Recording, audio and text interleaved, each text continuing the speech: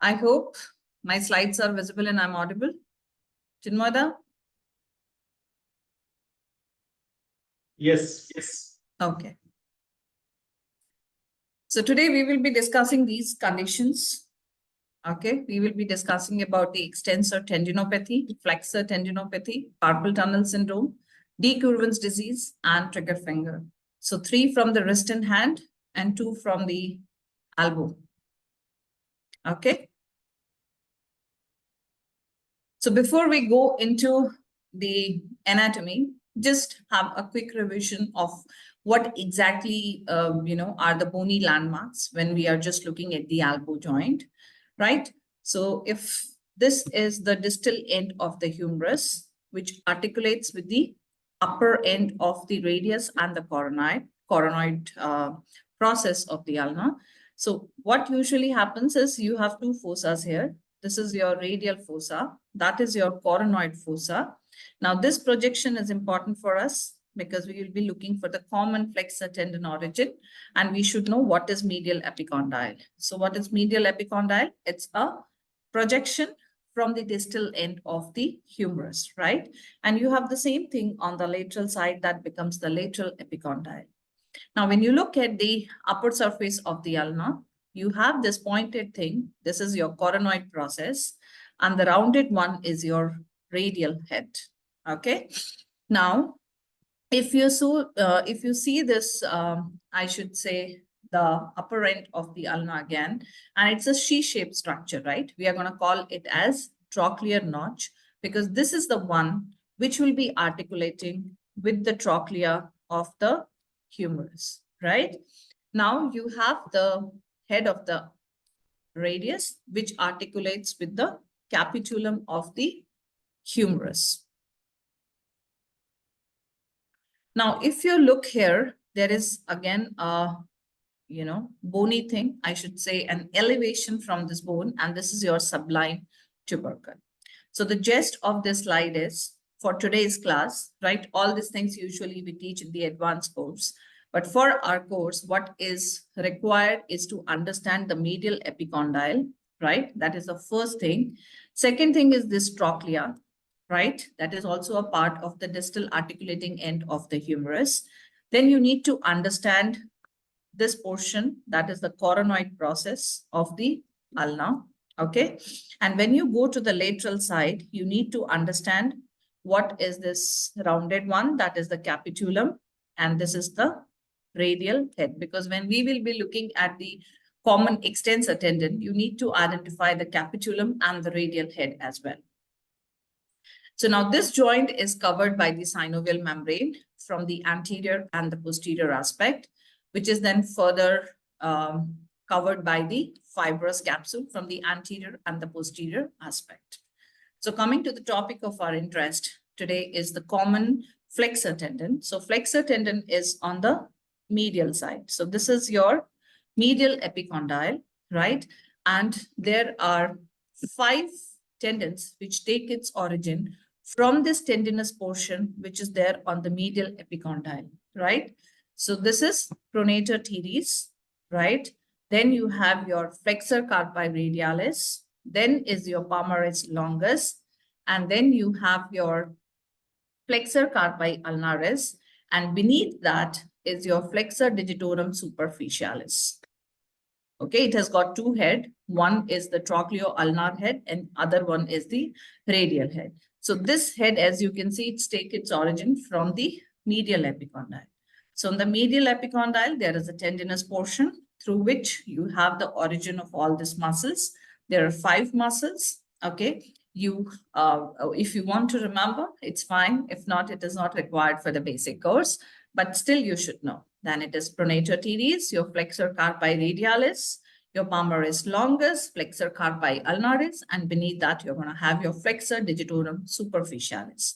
One more important thing is your anterior band of the ulnar collateral ligament, which you will be able to see just beneath your common flexor tendon origin, because it also originates from this medial epicondyle and it goes up to the sublime tubercle, which we have seen just medial to the coronoid process. Then coming to the lateral side. So lateral side, you have your lateral epicondyle, right? And you can see there are so many muscles which are taking its origin from this tendinous portion. So this side is your common extensor tendon, right? And what all muscles you have? The top one which you are seeing here, that is your ECRL, that is extensor carpi radialis longus. This is not the one which is forming a part, which is taking its origin from the common extensor tendon. Okay, as you can see here, this is from your supracondylar ridge, which is present on the distal end of the humerus on the lateral side. So what all muscles takes origin is, you have your ECRB, that is extensor carpi radialis brevis. Then you have your extensor digitorum. Then you have your extensor carpi ulnaris. Okay. So if I am going to remove the digitorum, you will be able to see the digiti minimi here. Okay. So on that side, we had almost 5 muscles, and here you will be having these muscles which will be taking its origin from the common extensor tendon, right? And then 2 ligaments you will be able to see when you are looking at the lateral epicondyle, right? So this is the bumpy thing which is present. So this is your lateral epicondyle, fine. So you have one ligament which is going from the lateral epicondyle getting intermingled with the annular ligament. So this is your radial collateral ligament, right? Then you have another ligament that is from the supinator crust of the ulna, and it just encircles whole of the head and attaches to the notch, just medial to the radio-ulnar notch. So that is your annular ligament, right? So we will be able to see a portion of the annular ligament, and we will be able to see the radial collateral ligament when we are looking from the lateral side, okay? So these things we will be seeing in the elbow. Then coming to the wrist. So wrist, when you are just seeing, you need to remember that this is the distal end of the radius and it has got a projection like this. So that is your radial styloid process. And from the radial styloid process, if you are going, this bumpy thing is your Lister tubercle. Okay, very important because this becomes our home page when we really want to learn the dorsal compartments of the wrist. Just a second.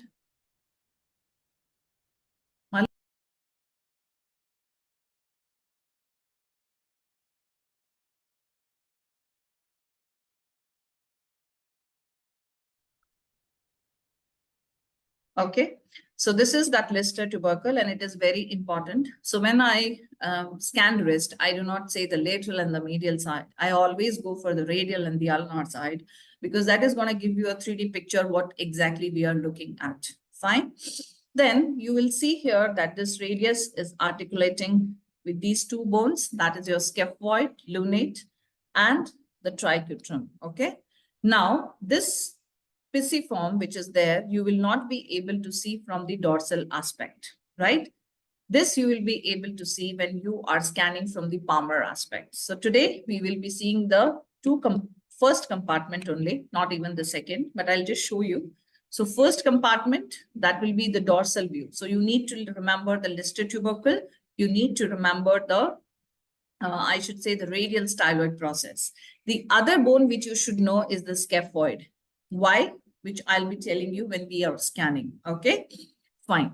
So then coming to the carpal bones. When you are coming to the carpal bones, we have a proximal row and a distal row, right? 3 bones of the proximal row we have already discussed, scaphoid, lunate, and your triquetrum. Now you have another one, pisiform, which is sitting on triquetrum. Why is it important to know this? It's because pisiform and the scaphoid will be forming the boundary of the proximal carpal tunnel, right? We do have trapezium, trapezoid, capitate, and hamate in the distal row. But for the basic course, you need not remember this, right? Now, there is a mnemonic which we have read during our MBBS days. That is, she looks too pretty, try to catch her, okay? So you need to go from your radial to the ulnar side. So she is scaphoid, looks is lunate, T is your two pretty. So T is your triquetrum, pretty is your pisiform. Okay, then again come back to the radial side. Try to catch her. Trapezium, trapezoid, capitate, and hamate. This is how you can remember if you want. But for this basic course, you need to remember two bones. Okay, so one is your scaphoid and one is your pisiform. Fine. Now coming to the carpal tunnel. Now we have seen that when you are looking at this carpal tunnel bones arrangement, it is like a C-shaped, right? So this palmar surface of these bones, they are going to form the floor of the carpal tunnel, right? Then you have the flexor retinaculum, which is covering this. So this is converting this into an osteofibrous tunnel. Means we have something like a shape C. Now I have put the flexor retinaculum over it. So I have converted this into an osteofibrous tunnel. Okay. Now what all are the structures which goes through this carpal tunnel is you have four tendons for your fingers, right? So they are in four tendons of, I should say, two muscles, right? They will be supplying your fingers. They will be enclosed in a common sheath. So that is that common flexor sheath, which encloses flexor digitorum superficialis and flexor digitorum profundus tendons. Okay, this attaches itself on the base of the middle phalanx and profundus attaches itself on the base of the distal phalanx. Means they are just supplying our fingers. So they have to cross through this osteofibrous tunnel. Then we have one more tendon, that is your flexor pollicis longus. Now this is for our thumb, right? So you can see here, that is your FPL. Now along with the median nerve. So what all? There are 9 tendons and one nerve. They are just traveling through this osteofibrous tunnel. Then what are the things which will not go inside this carpal tunnel? This is your FCR, that is flexor carpi radialis. We do have an ulnaris. Okay, this will not be just traveling through this carpal tunnel. And along with that, you have your ulnar artery, ulnar nerve, and the palmaris longus tendons. So these are the ones, they are not traveling through the carpal tunnel. And then this median nerve will be supplying the thenar, I should not say the thenar eminence, because this is supplied by the palmar cutaneous branch of the median nerve and not the median nerve once it is just coming through this carpal tunnel, distal carpal tunnel, and then dividing into its branches. Okay. So this will be supplied by the palmar cutaneous branch of the median nerve, which is given off approximately at 5 centimeters from the wrist joint. And then it supplies, I should say, then 3.5 fingers, right? And of course, it supplies the muscles which are present on this thenar eminence. Then coming to the dorsal compartment, that is one only we are just covering up in this course. So what exactly happens is we have already seen the dorsal surface of the radius and the ulna, and we have lots of tendons which are just going through this, right? Taking their origin either from the common extensor tendon, the tendinous portion which is there on the lateral epicondyle, or they are just taking its origin from the dorsal aspect of the radius and the ulna. So everything has to go and it will be just attaching on the dorsal aspect of the fingers, right? So now what happens is we have an extensor retinaculum. Okay, it extends from the radial styloid process and it goes up to the triquetrum and the pisiform. So it is in an oblique manner, right? So this extensor retinaculum will be sending the septars like this. Okay, and this will be converting whole of this extensor retinaculum into different compartments.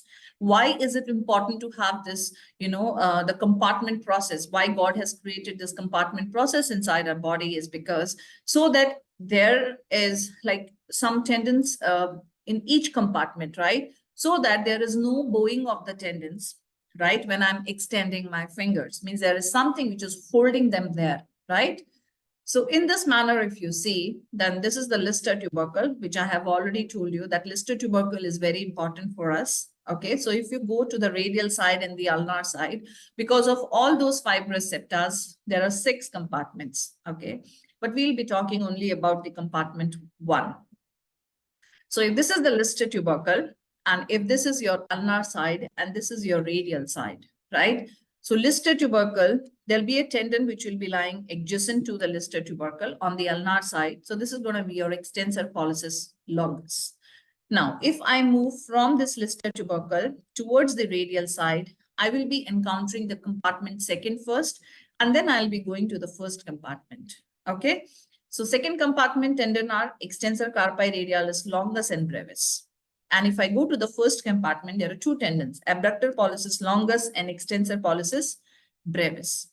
Now, it's an easy way to remember this, that this whole is extensor compartment. Okay. So there will be an E everywhere, like E, E, E, right? Now, compartment first and compartment third, they are for thumb. And for thumb, we usually use pollicis. So this is pollicis, and this is pollicis. Now, every longus will be followed by a brevis. Longus brevis, then longus. So in this manner also, this is just a tip to remember, how exactly are the tendons they are oriented. But if you do not remember the name of all these tendons right now, which you can just, I think you can just revise, you can remember them later on. But for today's class, just remember these two tendons, right? Only the abductor pollicis longus, because it's alien, okay? So this A is there, rest all are extensor. So first compartment, there are two tendons. One is your abductor pollicis longus, and then it is a longus. It is also for thumb. So it is pollicis, and every longus should be followed by a brevis, and rest all are the extensors. So E. This is how, if you remember one, it will be easy for you to remember the other component of the first compartment. So this is how they are arranged. You have your extensor pollicis brevis, which is coming from the ulnar side and going towards the radial side. Now, just see this slide. It is very, very important. You need to understand the correlation of the radial artery. Why? Because this will be helping you when you're doing an intervention. If you see, if I'm seeing this two tendons, here the radial artery is somewhere here. Okay. So means till the level of this styloid process, this radial artery is just lying adjacent to APL, and then it is going to dip beneath these two tendons, and then it comes towards the dorsal aspect, right? So this is very important because the dipping takes place, as you can see, at the level of scaphoid, right? So supposedly when you are scanning and your probe has moved to scaphoid, so you will see when I'll be showing you through ultrasound how easily you can identify that your probe is not at the level of styloid process, but it is at the level of the scaphoid, right? Okay. Then coming to the hand. So hand, we have the metacarpals. So they are the metacarpals. This is the head of the metacarpal. That is the shaft, and this is the base of the metacarpal. Just a second. Okay. And this metacarpal head will be articulating with the base of the proximal phalanx. Okay. Why is it important? Because we are going to understand the pulley. Okay. So this forms the metacarpophalangeal joint. Now, over this metacarpophalangeal joint, so we have seen there was something like this and there was something like this. Now, there is a fibrous structure that is the plantar plate. This is the plantar plate, which is holding these two bones, okay? Just providing a bridge. That's how simplified manner you can remember. And over this, we are going to have a pulley. This is A1 pulley because we are going to learn trigger finger. Trigger finger, you are going to have a problem with A1 pulley. So we are having lots of pulleys, but for our class, we will be learning only A1 pulley. Okay. So this A1 pulley is the one which will be holding this flexor tendons, which are going, for our fingers, right, towards their insertion side. So this A1 pulley is the one which will be holding these tendons, over the palmar plate, so that there is no bowing of this tendon wherever I am doing flexion of my fingers. Okay. So this is A1 pulley. A1 pulley is located over the metacarpophalangeal joint. So quickly, let us revise, and then I will just show you the demonstration, and then we will discuss the clinical examination, the pathology, and the interventions. Okay. So we learn most important thing for us is the medial side. So medial side, we have the medial epicondyle. there are, and you will be having the common flexor tendon taking its origin, from the medial epicondyle. Then on the lateral side, we have lateral epicondyle and the common extensor tendon, which will be just there on the lateral epicondyle, right? And then when we go to the wrist, very important structure which we should know is the Lister tubercle, right? And two bones from the proximal carpal row, which you should know is the scaphoid and your pisiform bone. Now, the structures which passes through the carpal tunnel, we have the flexor digitorum superficialis, profundus, along with your flexor pollicis longus, okay? And median nerve is the strongest, I should say, the component of your carpal tunnel, because when you have the entrapment of it, then only we are going to call it as carpal tunnel syndrome. Then we have our FCR, FCU, ulnar artery, ulnar nerve, palmaris longus muscle. They are not going to travel through this carpal tunnel. Then we have the first compartment. So first compartment, two tendons, abductor pollicis longus and extensor pollicis brevis. Okay. Then we go to the A1 pulley. A1 pulley lies over the metacarpophalangeal joint. Okay, because it is metacarpal and then the phalanx. So metacarpophalangeal joint, and it just holds the flexor tendon and over the palmar plate, so that there is no bowing up of the tendons when we are flexing our fingers. So that was the silent features of the anatomy, which you should know. If you have any doubt from the anatomy, you can ask me, or I'm just showing you the demonstration. Anything from the anatomy? No answer. I will take it as you have understood. Fine. So we are going to the demonstration now. Today I am examining this elbow in the lying down position. You can examine it in the sitting posture, right? And his shoulder is abducted. If you want to see, I'll just show you how exactly the things are. So see, he's lying down. Okay, his shoulder is abducted, fine, to 90 degrees. Elbow is extended, forearm supinated, and this is the palm which is facing up, right? So this should be the position when you are examining the medial side, right? Sitting posture, sometimes it is difficult because you need to ask the patient to lean on the ipsilateral side which you are examining, because you want to palpate this bumpy thing. And when he's lying down, it becomes pretty easier for you to identify that, right? Okay, the second step in ultrasound, first is always the position, right? I have a mnemonic in the book which we have published about the musculoskeletal ultrasound in pain.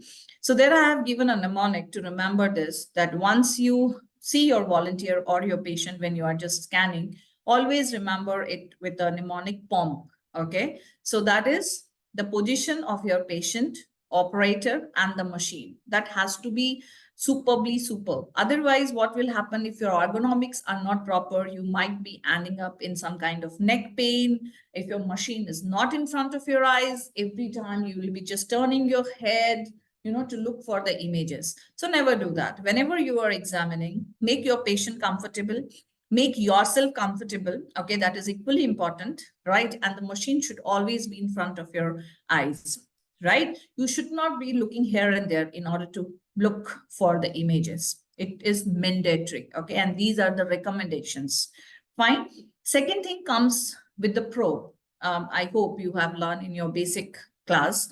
So can anyone tell me, if I have to examine hip, which is the probe which I would like to go for? Anyone? Can anyone tell me? No one? Curve probe. Which probe? Curve. The hip, right? Okay, so you want to say curvilinear probe. Okay, can anyone tell me what is the name for the curvilinear probe? And how can you identify that my curvilinear probe is on? Anybody? These are basics. Okay, so curvilinear probe, we are going to call it as low frequency probe. No. Okay, fine. Why? Because high frequency is going to have a better, visualization of the structures which are located superficially. And with a linear probe, you will be able to see right? There are two kinds of probe, linear probe and a curvilinear probe. So if you're looking at my image appears like a rectangle to you, right? So it shows, supposedly I have not bothered to see which probe is on my machine, but on the image, if you are seeing a picture like this, it is going to tell you that your linear probe is on, right? But in spite of this, if I'm able to see something like this, a trapezoid, which I can show you because now the camera is and all, everything is set. So maybe at the end of the class, I can show you that if you're getting a trapezoid image, that is going to tell you that your curvilinear probe is on. Your linear probe is going to have a better resolution. You will be able to see the structures which are lying at a depth of approximately, they say 4 centimeter, right, very nicely. Because after that, you're going to have lots of attenuation of the beam and you will not be able to see what exactly is deeper. But when you go to your curvilinear has got a better penetration. So there is a less attenuation of the beam which is traveling inside our body. And that's the reason we will be able to see it very nicely. Fine. Okay. So who can tell me what is the aspect marker here on my machine, on the image which I have shown you? Which side is the aspect marker? You have attended, finish your basics and shoulder. Now you should be telling me. Aspect marker. Can you see any kind of hint which is going to tell you this is the aspect marker side? Anyone, please be interactive because we are not like Yes, ma'am. The Yes, just ma'am. There like is a not a recorded marker on lecture, the my probe. dear. there is Yes. company Marker on logo, the ma'am. probe. Yes. What is written there on the aspect marker side? GE. GE. Very good. So plus 5 points to someone who has answered this. Okay. So see, my machine is GE venue, right? So it is written GE venue. Supposedly it is not GE venue. You can have a dot here like in Sonosite, right? You can have even the logo like you have in Isaote. So it depends on who is your manufacturer. Okay. But wherever you are able to see something like this on the screen, so that is going to be your aspect marker, right? And when you see, because I have I should say I have cropped this image, okay, so you're not able to see the depth here, but usually you will see some numbers here, so that will be your depth side. So this usually will be corresponding to your lateral side, wherever your aspect marker is, and this will be your medial side if you're looking at any structure in the short axis, okay? But if you're looking at any short axis means your transverse axis, okay? Short axis is your axial sections, right? And your long axis is your sagittal sections. You are cutting the structure into two halves, right? So that is your sagittal section. And when you're looking at the sagittal section, this becomes the cranial side and this becomes the caudal side, right? So with that basics, let's start today's class. So now I'm using a frequency of 20 megahertz because I would like to see the structure at a depth of approximately 1 centimeter, right? So I'm using a very high frequency. And the next step, I always say use your finger as your finger probe, okay? To palpate. When you are learning ultrasound for the first time, right? Don't make things very complicated. Ultrasound is very easy if you learn it in the right manner, right? So what you are supposed to do, have a bony palpation technique. So in that manner, you can use your finger as your probe, right? As your assistant or as your, I should say the secondary probe, right? Palpate the structure which you really, where you exactly want to keep your probe. So now I have to examine the common flexor tendons, and this is the longitudinal axis of the common flexor tendon. Okay. If you take this finger as the pronator teres, so this will be my FCR. This is going to be my palmaris longus, and my little finger is going to be my FCU. And beneath that, I will be having my flexor digitorum superficialis. So this is the way the flexor tendons are in the longitudinal axis, right? And they are taking their origin from this medial epicondyle. So what you are supposed to do, now we are going to make use of our finger probe, okay? And then we'll be using our main probe. So what you are supposed to do, palpate this so that you know how you are supposed to where you are supposed to keep your probe. Now you palpate this medial epicondyle, okay, and put this aspect marker. So this is the aspect marker for my probe, okay. Do not tap on the jelly. Whenever you are working with one machine, If you can ask your application manager, or initially for once you can just tap and you can see which side is the aspect marker side. Later on, always try to look for it. Like for my machine, this is the aspect marker side. So whenever I will scan, I will look for this side. That's all, finish. I will not be tapping on the jelly because I feel it's very unhygienic. Okay. So you put one of your finger there, put the cranial aspect of this probe, because now I'm looking at the sagittal axis. So this is the longitudinal axis or the sagittal axis. So when I have to look for the sagittal axis, the probe should be in the craniocaudal direction, right? So my aspect marker will exactly be over this medial epicondyle, and you need to orient the caudal end of your probe towards the thenar eminence. This is how you are going to keep your probe if you would like to go for a common flexor tendon examination. Okay, so this was the medial epicondyle. I will just keep my probe beneath it. I will remove my finger and I will just slide my probe up. The moment I am going to do that, see, I will be able to see something like this. Okay, I will freeze it here. So we learned that common flexor tendon take its origin from the medial epicondyle. So this is the medial epicondyle. This must be the downward slope of the medial epicondyle. This is your trochlea. That is your sublime tubercle.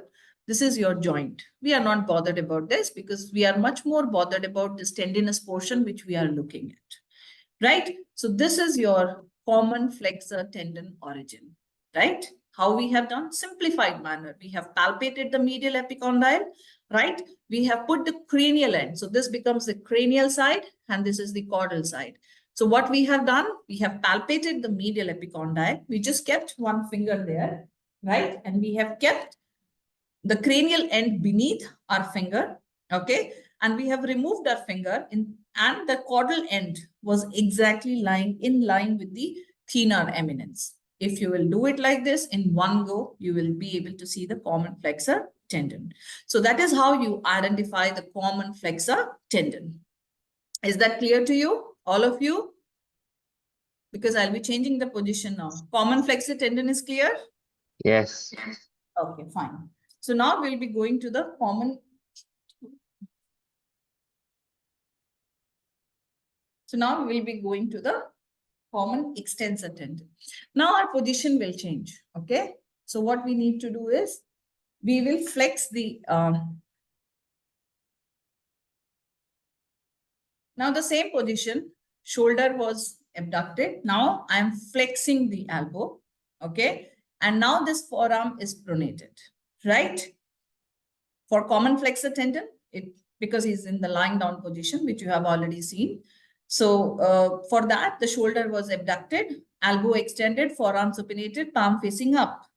Now for the common extensor tendon, you have the shoulder abduction, okay, like this, fine. And elbow is flexed, forearm is pronated, right? Here also it is very simple.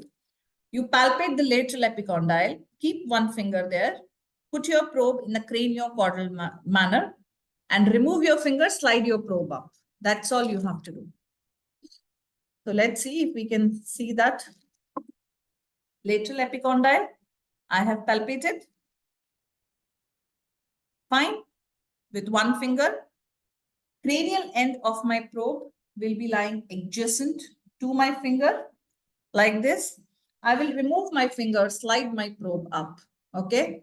So once I am doing that, I will be able to see something like this. And I will freeze it here. So now what we are seeing? We are seeing the lateral epicondyle. This is our capitulum. Okay. This is the radial head. This is radiocapitular joint. And what you are seeing over it is the annular ligament. Okay. And you have the radial collateral ligament, which is going like this and getting intermingled with the radial collateral ligament. Now, what you are seeing here, this is your common extensor tendon. Okay. So shoulder abducted, elbow flexed, forearm pronated. Palpate the lateral epicondyle with your finger. Use your finger probe. Okay. I call it as finger probe. Recently, I had been for a post graduate diploma course where I was invited to deliver a talk. So there was one faculty who was using it as because we palpate and we say, we do not say it as finger probe, but in the Western world, they usually, label it as finger probe. So that was a very good thing to learn from them. So this is very important. Like we palpate, but they have given a name to it that you can better call it as finger probe, right? So you palpate the lateral epicondyle, you put your probe in this manner. Which manner? Craniocaudal. So this was the cranial side because my aspect marker was here. And this becomes the caudal side. I removed my finger, I slided the probe up, and I was able to get this picture. So that easy it is to identify the common flexor tendon and the common extensor tendon. Okay. I hope this is clear to everyone. Silence means you have understood. So see, complete silence. Okay. So now we'll go to the wrist. Okay. Let me change the position of my camera. Okay.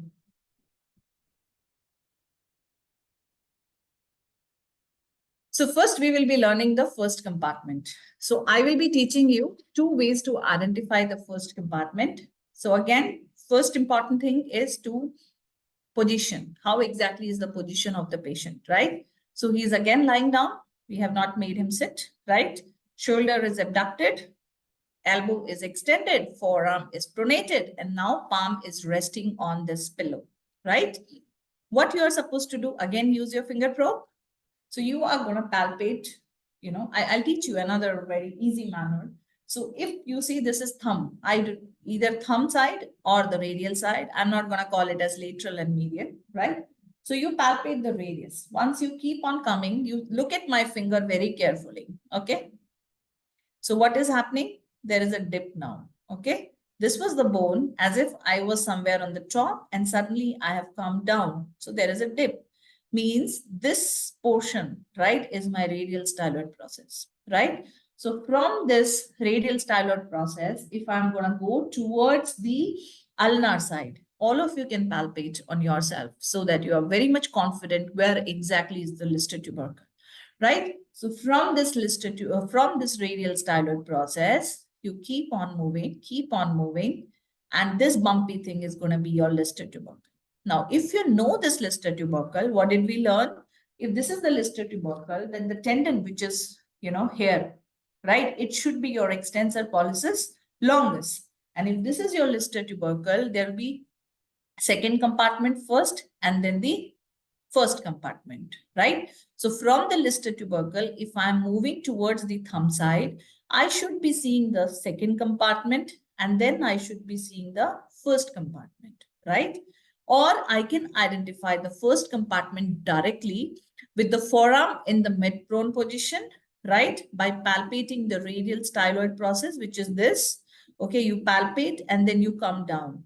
So this is a dip, means above the dip is the radial styloid process. You can just put your probe in short axis, and that moment, like by this technique also, you will be able to identify the first compartment very well. Okay, and how we'll palpate the radial artery here? So radial artery should be somewhere here. So from this, if I'm going to tilt my probe to this side, I should be seeing the radial artery if I'm at the level of radial styloid process. Okay. So that is for the first compartment. So for that, again, I'm using a high frequency probe, and this time I will be putting my probe. So this is your radius. So I am going to put my probe in short axis to the radius. Okay. So once I am doing that, I will be able to see something like this. Okay. So I'll freeze it here. Okay, I'll do one thing. I'll reduce the depth much more because that is not required. I think this is fine.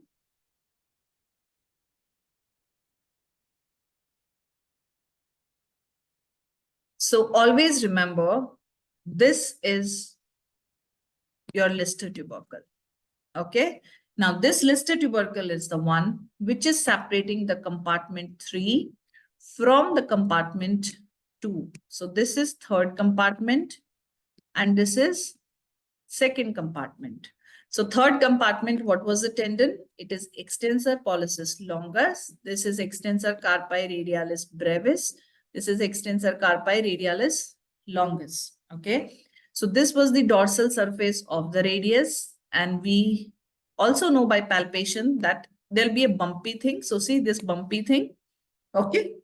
And so this is the one which is separating the compartment 3 and compartment 2. Okay, I have a question for you. Can anyone tell me why this tendon is looking black to me and these tendons are looking, hyperechoic to me? You would have learned in your basic class. Can anyone tell me why? Anyone? Due to Because anisotropy. Very good. And anisotropy takes place, why? What is the reason?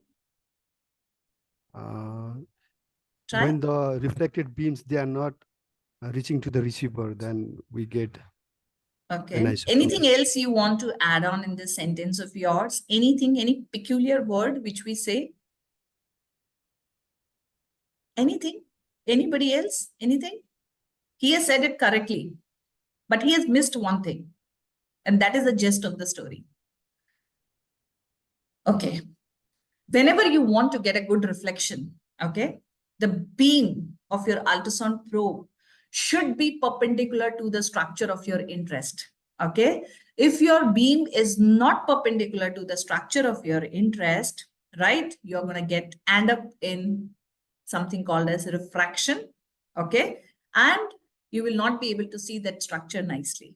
So it is perpendicular. That word he was missing. So if this is fine plane, okay, usually the reflection take place at the acoustic interface, means if it is my medium 1 and this is my medium 2.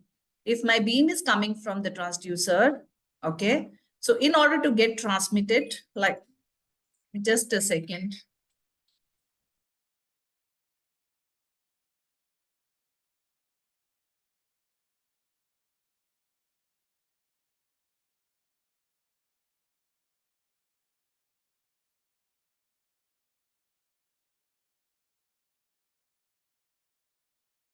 Okay, so this is the acoustic interface between the two mediums. So if my beam is going to be perpendicular to the structure of my interest, then this will be getting reflected in the same direction and transmitted in the same direction, right? And I'll be able to see the structure nicely. But if it is not perpendicular, it is coming through an oblique manner, right? So we are going to get anisotropy. That is, we call it as refraction. Refraction is the one which is responsible for this. So do remember this. So what you are supposed to do, how am I supposed to get rid of anisotropy then? Supposedly this is looking black. So what is the maneuver, probe maneuver, which I will be doing in order to look for this tendon? Anybody? tilting. Yes, we are going to tilt, toggle, or fan. It is one and the same thing. So this is the maneuver which we will be doing in order to look for it, right? Okay. So these are the second compartment. This is third compartment, right? So now from there,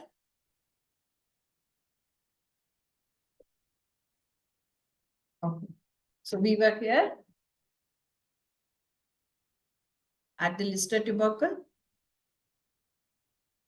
So see, I'm toggling the probe. So are you able to see the tendon becoming hyperechoic? So this is, we call it as toggling, tilting, or fanning the probe.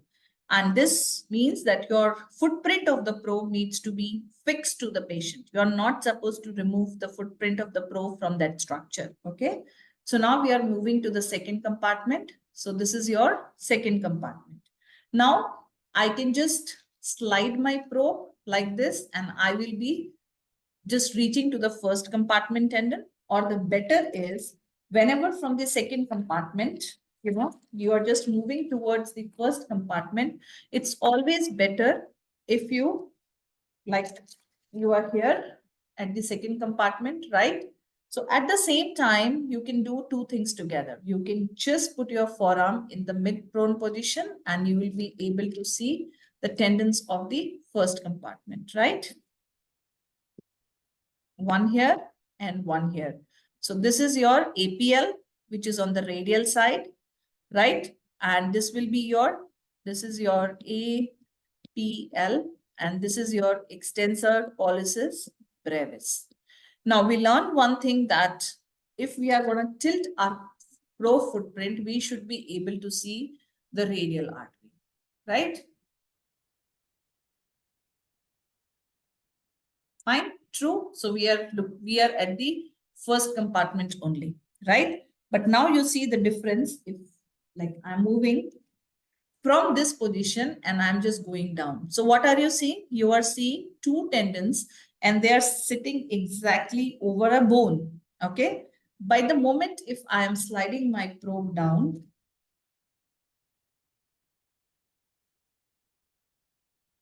so see, from this position, I'm just sliding my probe down.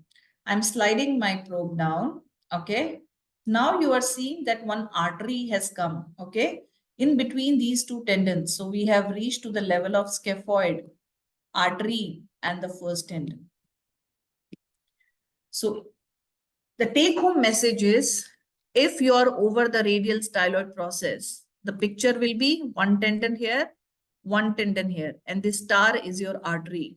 Okay. If you are at the level of scaphoid, this is scaphoid, you have your artery here and you have your tendon. So with ultrasound, very well you can find out where you are, right? So this is how you examine the dorsal compartment, first compartment. Okay. Now, once we have finished the first compartment, we will be looking for the carpal tunnel. So to look for the carpal tunnel, what you can do is, again, finger probe. Okay. So this is a thenar eminence, right? This is hypothenar, right? So if thenar eminence, you will palpate here again, you will see a tubercle. You will see a bony thing, I should say like that, right? So this bony thing is the scaphoid tubercle. Okay. And if I'll keep the second finger here, again a bony thing. So means there are two bony things, right? One on the radial side, one on the ulnar side. Now this bony thing, if I will do an ulnar and a radial deviation, I can feel that this bony thing is the one which is moving when I'm doing a radial and the ulnar deviation. So this is more specific of your scaphoid tubercle. Okay, so this is your scaphoid tubercle. This is your pisiform. So if you can palpate, it becomes very easy for you to identify these two, right? Then you need to put your probe in short axis, right, to this distal forearm with the aspect marker towards your radial side, right? This is how I'm going to keep it now.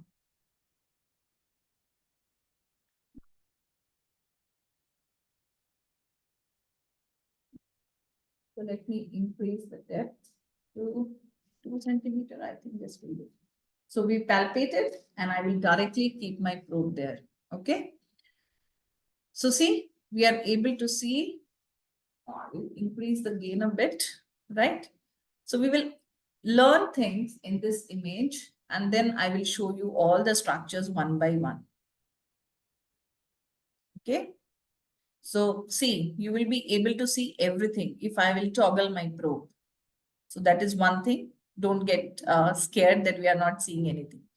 So let us learn this thing first, and then if I will show you, you will be able to see what exactly I'm talking about.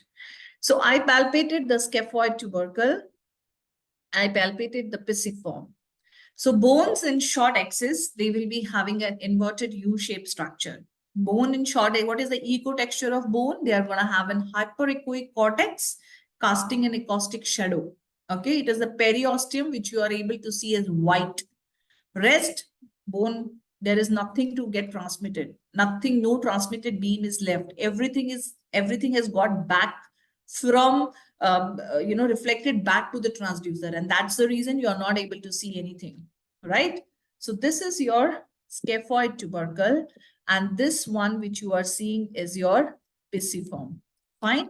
Now you are seeing one tendon here. So this tendon is going to be your FCR. How can you remember this? It's a lady. She has got a bun. Okay, so this is that bun. So the bun is going to be your FCR, right? And bone in short axis is going to look inverted U-shaped structure, right? Now, this is your median nerve, right? You are going to have your FPL here, which I will be showing you how to identify dynamically. And then all the flexor tendons in one sheath, okay? So till here. So they will be the flexor tendons, which we will be seeing one by one, the FDS and FDP, right? Now you have another thing here, that is the ulnar artery, ulnar nerve, and this will be the tendon of FCU. This is your ulnar nerve. This is your artery.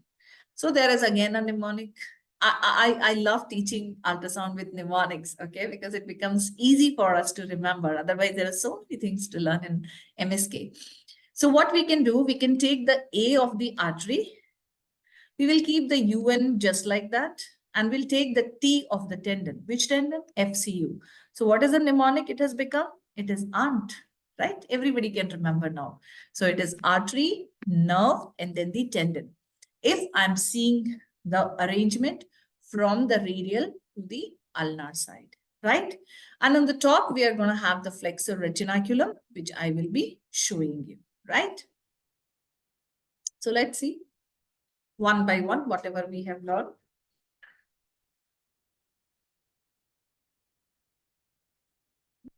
So again, back to this inverted U-shaped structure. So what are we looking at right now? Center of the screen. Can anyone tell me? The bony thing? Lady with the bun. Scaphoid. Yes, this is scaphoid bone. Okay. This one. And this is your FCR. So two things we have seen. Okay. So if I move to this side and I will toggle my probe. Okay. So once I'm toggling my probe, everything looks hyperechoic to me. Okay. So if you want to find out where is your FPL, you can just ask the patient to move move the thumb. Okay. So are you able to appreciate a structure here? So that is your FPL. Okay. Because it attaches to the base of the distal phalanx and it causes the flexion of that, right? So if we are doing a flexion of this FD of your interphalangeal joint of your thumb, you will be able to see the movement of this tendon very nicely. And rest all the tendons, what you are seeing, they are the tendons of your flexor digitorum superficialis and profundus. Now, what you are seeing here, a honeycomb structure, okay? So that is your median nerve, right? And supposedly you're not able to understand where is the median nerve. What you can do is you can just toggle your probe, right? Go to the side towards the elbow, come back towards the wrist, go towards the elbow. So you will see that the change in the eco-texture of the tendon is much more as compared to the nerve, right? Why? It is because anisotropy is maximally exhibited by your tendons, then is your ligaments, then is your muscle, and least is your nerve, right? So the relative change in the ecotexture is much more, right, in the tendons and as compared to the nerve. So that is how you will be able to differentiate it. And what all we learned, this is the palmar cutaneous branch of the median nerve, right? Which is there. And what you are seeing here, something going like this, that is your flexor retinaculum, right? Now, if I will slide my probe little more, okay, like this. So to see the pisiform now, okay. So if I'm sliding my probe like this, okay. Okay, let me get a good fibrillar pattern. Fine, I'll freeze it here. So now you're seeing that this retinaculum is coming down like this. Okay. So flexor retinaculum forms the roof of the carpal tunnel, but it forms the floor of the Guyon's canal. Okay. This is your palmar carpal ligament on the top. So this is the roof. This is the floor. You have the pisiform and then you have the aunt, which is sitting here. Right? So Guyon's canal, you are going to have artery and the nerve. Tendon will be on the top of your pisiform, right? It is also in a canal, which is again formed by where the floor is by your flexor retinaculum, roof is by the palmar carpal ligament, right? And on this medial side, you're going to have your pisiform. So that is your ulnar artery, ulnar nerve. Now at this position, you are able to see one ligament also here. So that is your scaphotriquetral ligament. It is going from your scaphoid till your triquetrum. Okay, you are not able to see it because you have the pisiform sitting on the top of it. Fine. So this finishes your carpal tunnel. Then we'll be going to our A1 pulley. So A1 pulley, again, it is very easy for us to identify. Again, we will make use of our finger probe. So what you are seeing, your knuckles, they are basically the metacarpal. And you should know how to diagnose the head under ultrasound. Okay, it has got a peculiar pattern. Every bone under ultrasound has got a peculiar pattern when you're looking at, with ultrasound.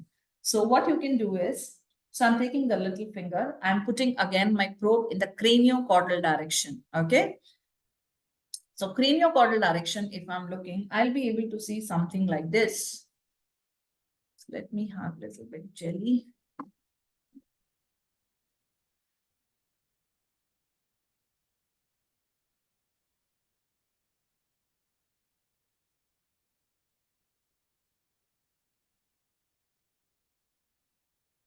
Let me show you the whole of the palmar plate, how it looks like, so that you are not going to forget it.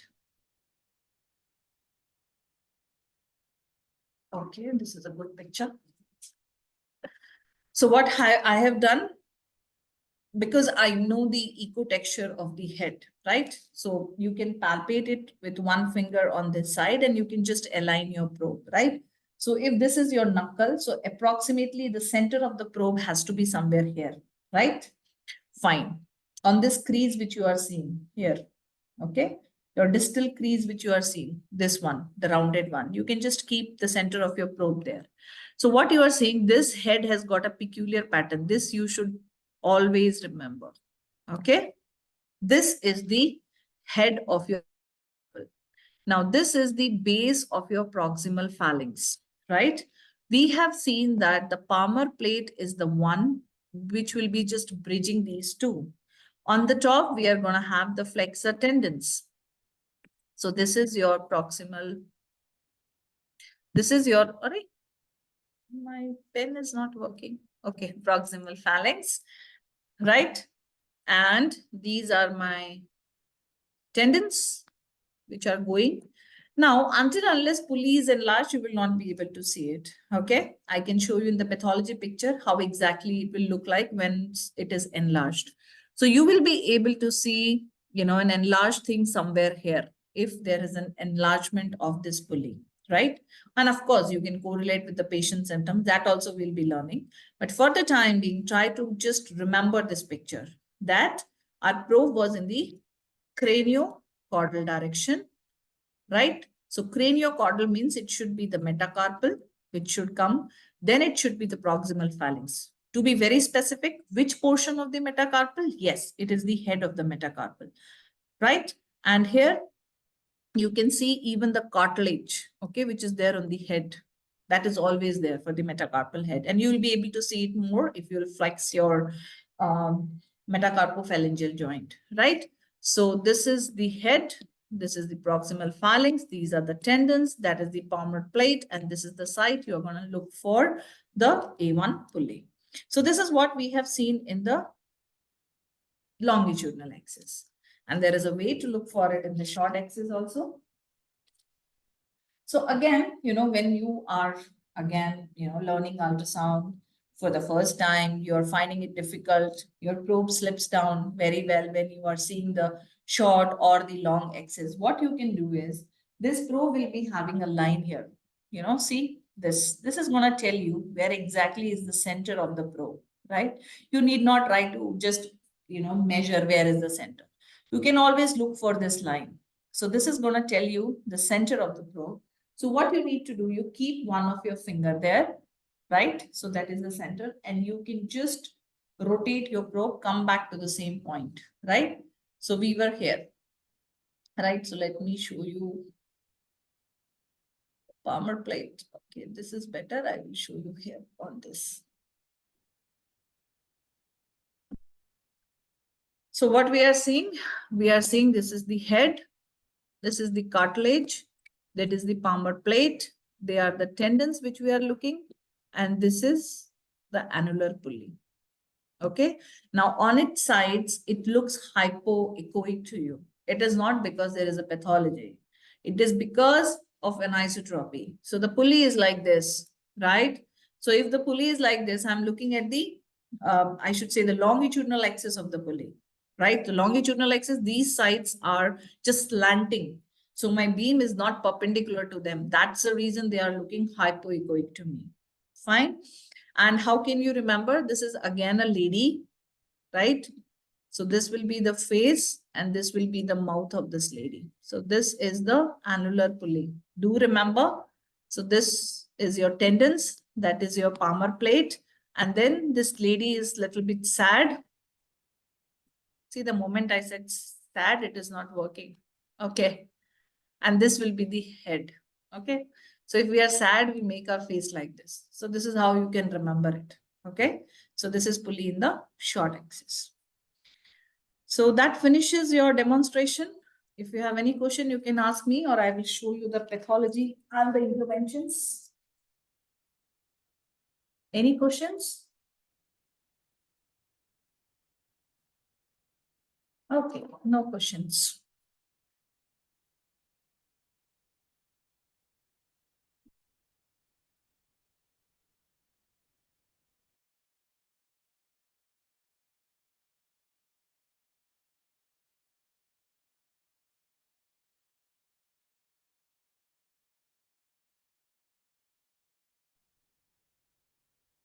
So now we'll go back to the pathologies. Okay.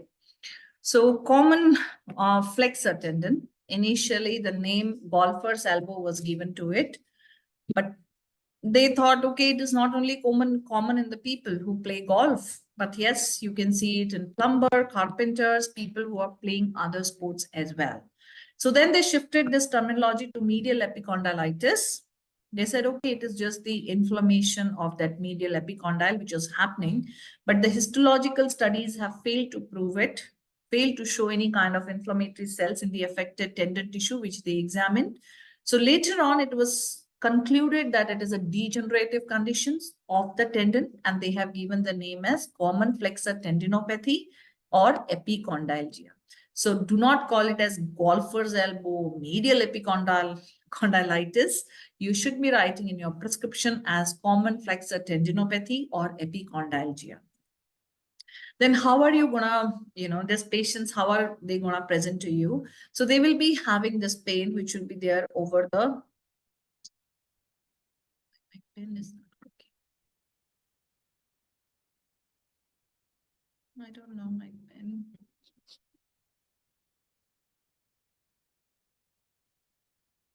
I don't know what happened to my pen.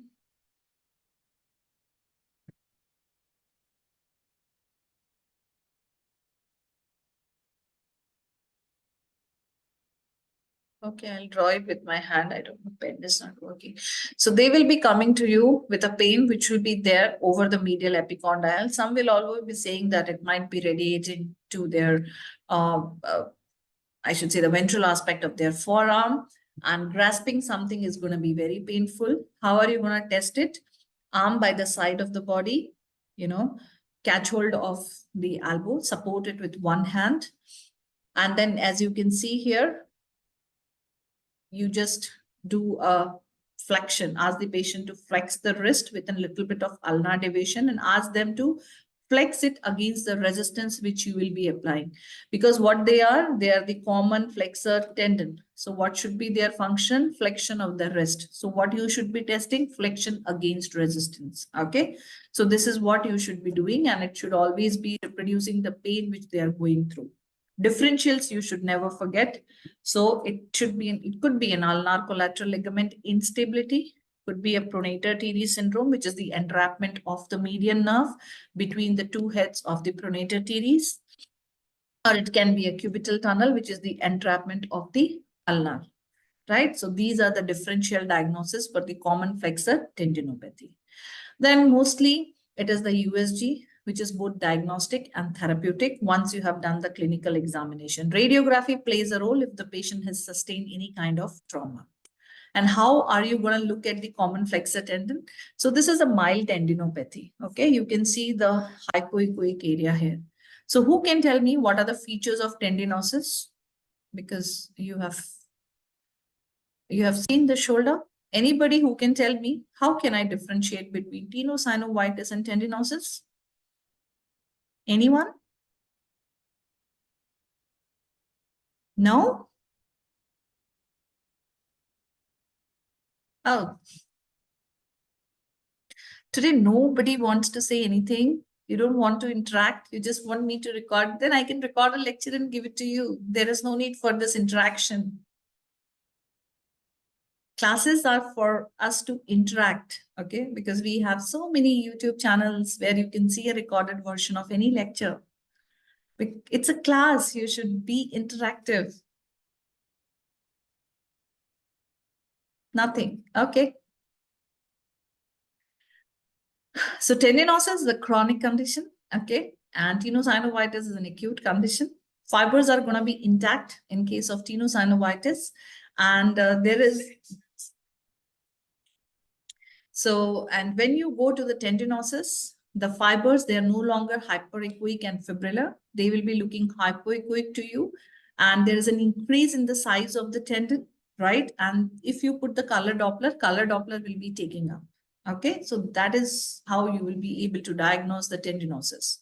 So this tendon, we have seen how beautifully, and you see here, it is very much enlarged. You're putting the color Doppler, it is also taking up the color Doppler. So these two pictures are of tendinosis. But when you see this tendon here, there is a, the fibers, they are missing, right?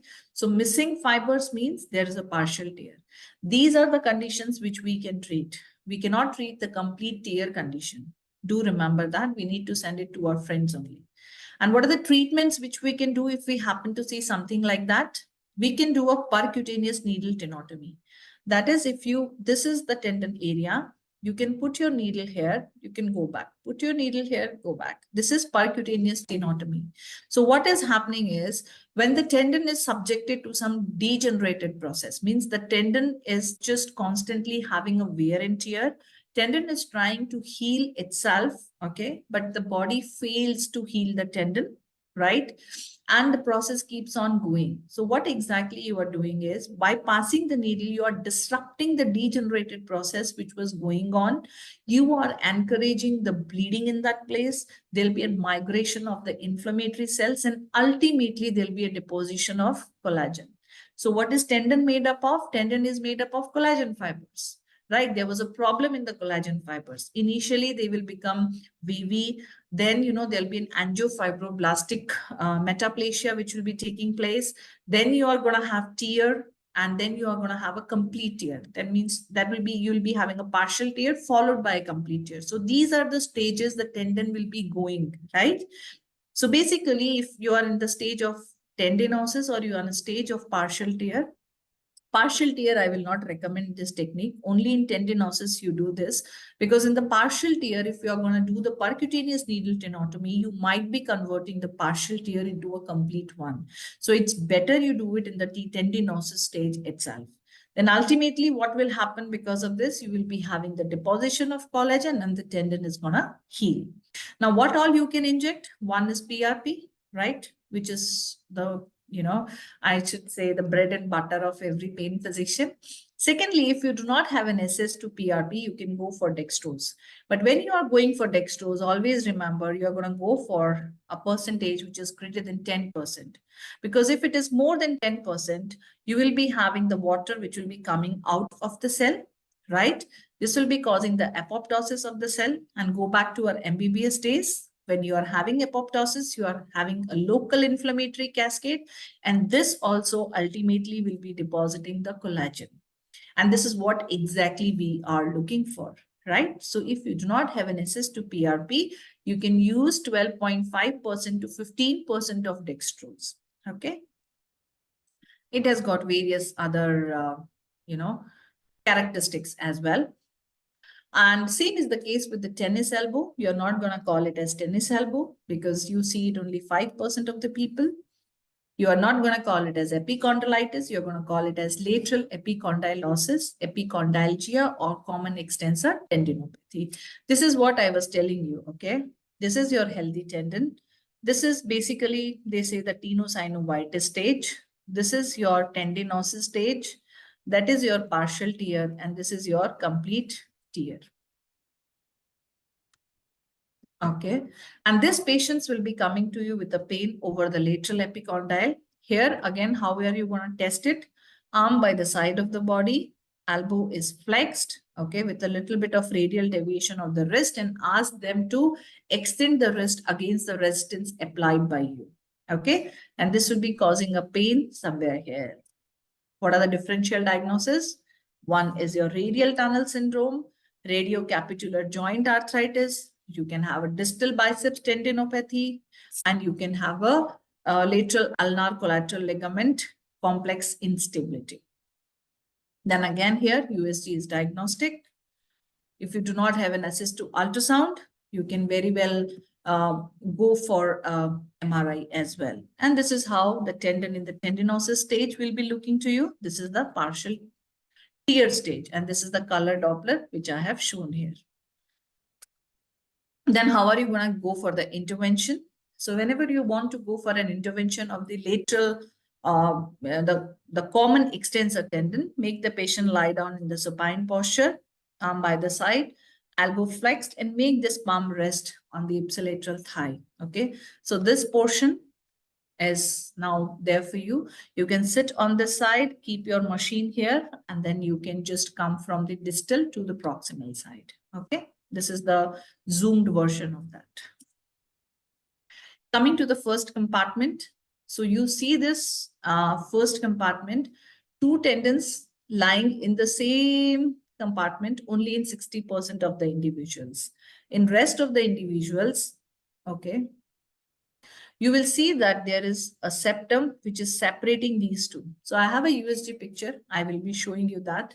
What is the importance of learning this septum is you need to inject in these two compartments, subcompartments separately. Otherwise, the patient will be having persistent pain.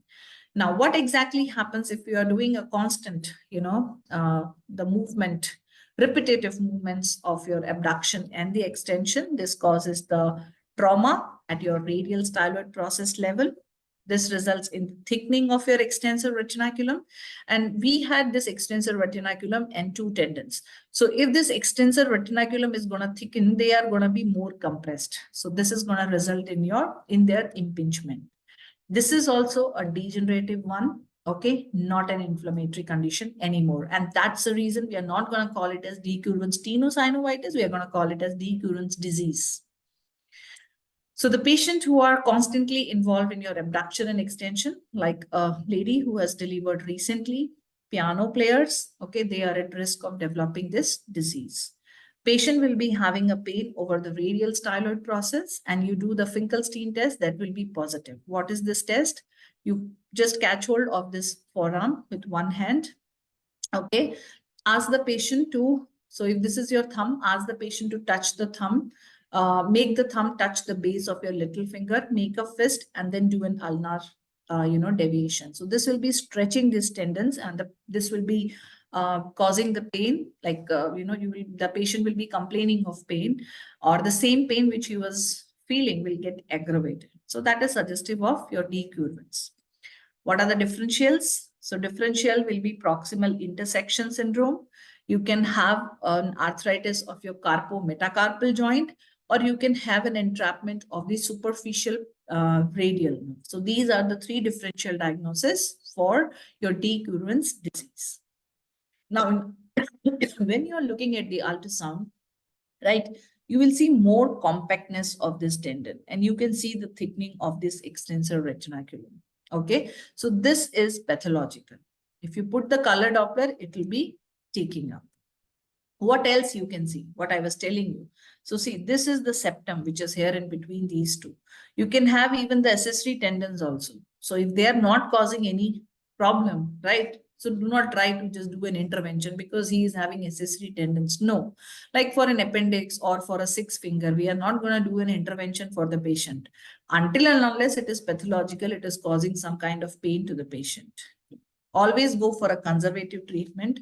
First, do not go for intervention on the first attempt itself. And use this thumb spica, okay? Not the wrist splinting, because we need to give rest to the thumb. We don't need rest to our wrist, okay? So go for a thumb spica, not this, I should say, the wrist splinting. Then if you want to go for an intervention, you can go in plane or you can go out of plane, right? Both, whatever you feel like. And this is just a picture to show you if there are two compartments, then we need to inject in first compartment and second compartment if both the compartments are problematic. Here you can see the septum here, right? And this is the fluid. Both the compartments are at problem. So you need to inject them in both the compartments. And yes, there's an evidence of local with steroid, right? And now because now people are saying it's a decurvance disease, so now they are going more towards the platelet-rich plasma and not the corticosteroids. Carpal tunnel, it is more common in female in the middle age group. Okay, you have two types of carpal tunnel. Primary means idiopathic, or secondary, right? So secondary, what all can be the one which will be causing this carpal tunnel? You can have a ganglionic cyst, which might be compressing your nerve. You can have a bifid median nerve. You can watch it in my YouTube channel. My housekeeping staff has got this bifid median nerve with the persistent median artery, right? That is also one of the causative factor for the carpal tunnel. But right, and then you can have all the flexor tendons, so tenosynovitis of these tendons, right? That is also one of the causative factor. So they are the anatomical things which are, like the bifid median nerve. I'm also having bifid median nerve, and but it is not causing any pain to me, so I did not go for any intervention, right? So until unless this pathological structures are, anatomical variants which are really causing the pathology, then only you need to go for an intervention. Other factor is diabetes, rheumatoid arthritis, hypothyroidism, and of course the lactating, the pregnant females. Okay. Initially, this lady will be having symptoms only in the night, and she will be telling you that whenever. What happened? I don't know what happened.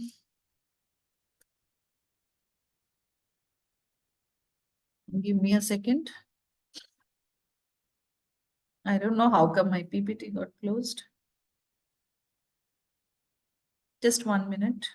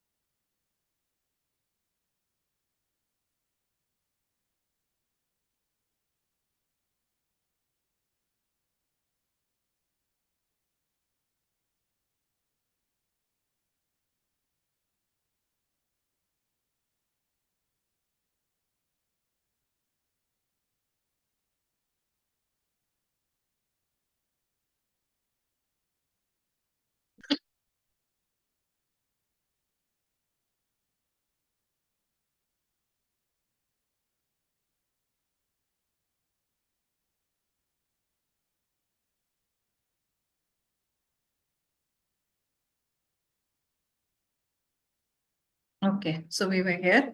So so this is a middle-aged lady. You just remember it like a story. Initially, she will be complaining of, the numbness and the tingling sensation only in the night. And she'll say that some kind of a discomfort I'm having, maybe in the finger, only one finger, right? Or it can be just I should say 3.5 fingers, right? So she'll be saying that if I get some kind of discomfort and the moment I just shake my hand, everything goes away. Then she will be complaining of the same during the day hours as well. Okay. and then holding the newspaper, right? And holding the phone, buttoning the shirt, everything is going to become problematic for her, right? What are the tests you will do?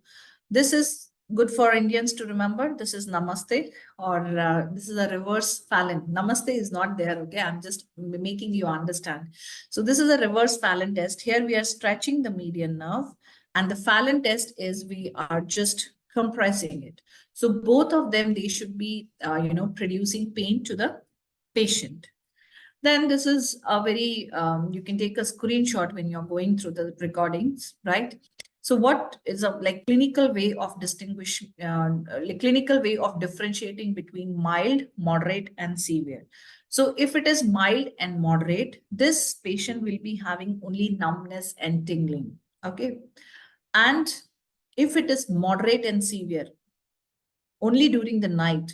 But if this is moderate to severe, it will be present throughout. Then how can you distinguish between moderate and severe carpal tunnel clinically is, if it is a severe one, you are going to have the weakness and the atrophy, which will not be there for the moderate, right? So if she is not having pain, nothing else other than tingling and numbness, okay, only during the night.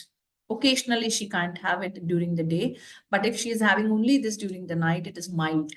But if she is complaining to you throughout the day, but when you examine, there is no weakness, there is no atrophy, it is moderate. But if it is there, it is severe, right?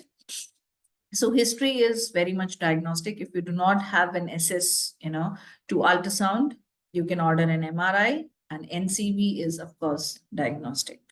Ultrasound, what you will see, whenever a nerve is enlarged, okay, it becomes swollen to you, like how the tendon will become. You will not be able to look that honeycomb appearance. It is going to look more hypoechoic to you. And whenever you look at the nerve in the longitudinal axis, so nerve will travel like this in the longitudinal axis, okay? This width is going to be the same, right? Like this. But if there is an entrapment, so this nerve will become proximally dilated just before the entrapment site. So it's just like a bottleneck appearance, okay? Here and for the median nerve, we are going to call it as knot sign, right? So that will be the dilatation, as you can see in this picture, dilatation, okay? Just before the entrapment. Fine. So that is knot sign. You can measure the area of this. We have the ellipse formula in all the machines. So you can directly switch on the ellipse formula. And if this is your nerve, right? So if this is the epineurium, right? You measure it from the inner aspect of it, like this.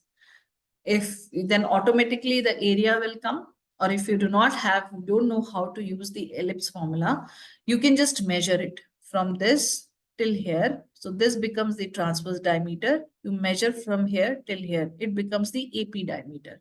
Use this formula, pi AB divided by 4, right? And if you're getting an area which is less than 10 millimeters square, it's a normal nerve. More than 10 millimeters square, suggestive of carpal tunnel. Greater than 15 millimeters square, severe compression. Okay. Then, of course, these are very important, the conservative management, right? Once you have done the conservative management, then you can do the hydrodilation. So we have various approaches, radial approach, but radial approach is dangerous because you are going to have your palmar cutaneous branch, which will be lying here. So you need to be very precautious. I have shown you. So when you will be seeing the recording, see it again.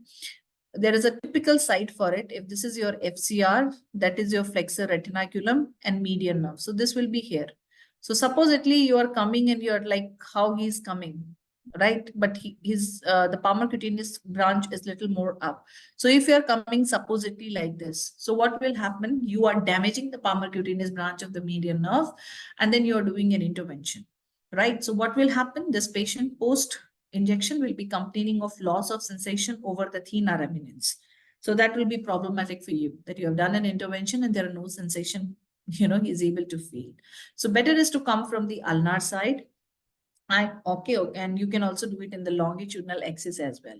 So if this is your nerve, you're coming, you just inject on the top and on the bottom. This we call it as hydrodissection. Okay. And what all you can use? You can use corticosteroids, right? You can even go for local anesthetic, plain. You can use dextrose. I use dextrose, and this is my PhD topic, thesis topic as well.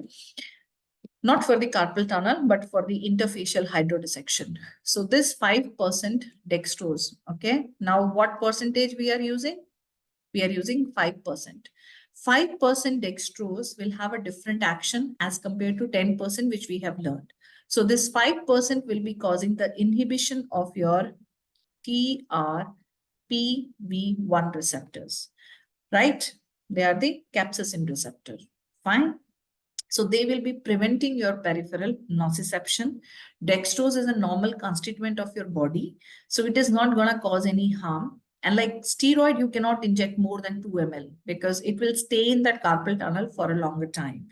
But dextrose, there is a rapid absorption of it. So it is not going to create that vicious cycle of, the tunnel syndrome, right? So I use this, and this is the safest. You can also go for that. And now there are papers, people are using even PRP for the carpal tunnel syndrome. Now, if you go for the meta-analysis, they say because PRP has got, different protocols, dextrose is much cheaper. So dextrose is superior as compared to the PRP. Now, volume is very important, right? Corticosteroids, only 1 to 2 ml. Local, you can go to 0.5 to 4 ml. Dextrose, see, such a big volume you can use. And if it is PRP, again, you inject in 1 to 3 ml, right? So this volume is also equally important. And later on, if it's a severe compression, you can go for the carpal tunnel release, but it has got its own side effect of resulting in carpal instability and which will be causing the osteoarthritis of the carpal bone very fast. Trigger finger, the patient might come to you with this flexion deformity. Okay. So again, the causes here is also idiopathic or it is secondary. Then what exactly happens is this was your pulley, right? And these are your tendons which are going. So what happens if I keep on doing the flexion of my fingers constantly? So there will be a friction which will develop between this pulley and my tendon, which will be causing the thickening of this pulley, right? So this will be causing the narrowing of this tunnel. So narrowing of this tunnel will be creating a friction between the pulley and the tendons, right? So initially they're going to have tenosynovitis, and later on, if it continues to happen, the tendon will be developing a nodule on it, and this nodule will get stuck when I'll be just flexing, and then I have to apply a pressure to extend my fingers, and that will be creating a sound, and that is equivalent to the sound of the trigger of the gun. That's why they have given this name as trigger finger. And there's a classification of it also given by Dr. Green and Wolf et al. So they say if it is just a local plane and a history of catching, so this is grade 1. If they're able to see this flexion is not that beautiful, okay, but the extension is fine. I'm able to extend, but this flexion, it is like not very happy with it. This is grade 2. Okay, and they can show you, see, it is getting locked, I'm applying pressure, and then it is coming again, I'm able to extend it. That is grade 3. And fixed flexion deformity is grade 4. Fine. We can even measure this is how actually the pathological pulley will be looking like. So that is a schematic diagram of it, right? See the thickness of this, right? This is the pulley. So this is how it will look like to you when it is pathological.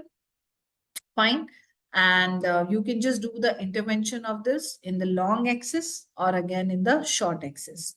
Till date, it is the steroid which has got a highest recommendation.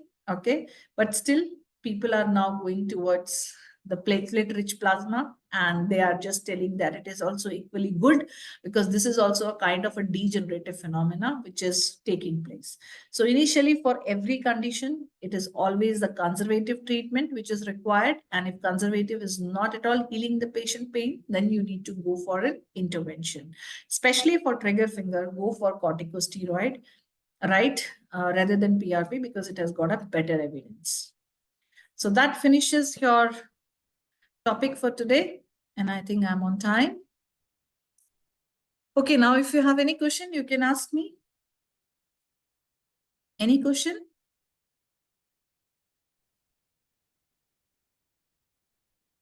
Hello. Yes, Dr. Imran. Yeah, I want to ask you how long the pain release after the injection, like the trigger finger or the Querbian disease? Okay. What I would suggest you is when you are doing the injection, it's always better if you go for the fenestration. Okay. Because ultimately, what the surgeon is doing, it is cutting it. If you're not doing the fenestration of this, then the recurrence is, it will come back again. You got my point. So if I am injecting local with steroid, I have not done anything. So the recurrence patient might come back to you because still maybe it is just the thicken, nothing has got resolved. But if you do the fenestration of the extensor retinaculum, or if you do the fenestration of the annular pulley, yes, the recurrence rate is very less. If you will send the patient after the injection to the rehab, okay, that is equally important. If you will not do all this, then obviously the recurrence rate is high as compared to if you will do these two things, that is the fenestration and the rehab. But if it's a flexion deformity, we can't help. We have to send it to our surgeons only. Okay, thank you very much. Yeah, welcome. Anybody else? Dr. Prasanna, Dr. Manju, Dr. Uma Shankar, Dr. Ed Vesta, Dr. Kritika, Dr. Krishna, no question? All of you are there or not? It's just the camera. There, ma'am. Kritika is there. Kritika is there. Yes, I could see. The moment I have said, she has unmuted. Okay, Kritika, do you have any doubt? No, ma'am. No? Okay. No. Okay, then, if you don't have any doubt, I'll just revise everything briefly for you within 5 minutes. Okay, what are the silent features of today's class? So common extensor tendon, you are going to call it extensor or flexor tendon. You are going to call it as tendinopathy or epicondylosis or epicondylgia. You're not going to label it as golfer's elbow or tennis because these are the updated things. And when we are learning it from a course, we should know the updated one, right? Fine, that is the one thing. Second thing is always measure the area of the median nerve, right? Try to look for whether it is less than 10, whether it is more than 10, or it is more than 15. But before that, it's always better if you can just classify quickly, clinically. Okay, here NCV will come for your help, obviously, right? If your clinical symptoms, your USG and your NCV, everything is suggestive, then it will be very good for you that you have made a very good diagnosis. And for decurrence also, please do not call it as decurrence only tenosynovitis because that is just a reactionary stage, okay, in the initial phase, which you are going to see, but it is also a degenerative pathology. And same is the case for the trigger finger, which they are saying now. So whenever we are dealing with a degenerative condition, it is always better you go for a regenerative therapy because there is something which is degenerating. So you need to regenerate it. So here you can use either a PRP or you can go for a dextrose, right? But for nerve entrapment, the concentration of dextrose differs, right? For this degenerative pathology of the tendons or even the ligaments, we use a dextrose concentration of more than 10%, but for the nerve entrapment, we are going to use a dextrose concentration of only 5%. Okay, never go beyond that because we don't want this inflammatory cascades and all. We just want something else, which is proven, okay, for dextrose. So that's all from my side. And if you have any question, next class I think is on knee and ankle, which I'll be taking. So if you have any doubts, you can ask me in the next class. Till then, keep reading and we'll be posting the study materials as well as the MCQs.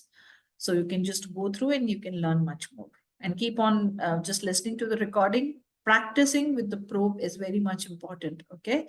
So catch hold of the probe and just scan. This is equally important. And please hold the probe with the 3 of your fingers, with the 2 fingers resting on the patient. So this is the right technique to hold the probe and you practice it just like that. Okay. So good night and take care. See you in the next class.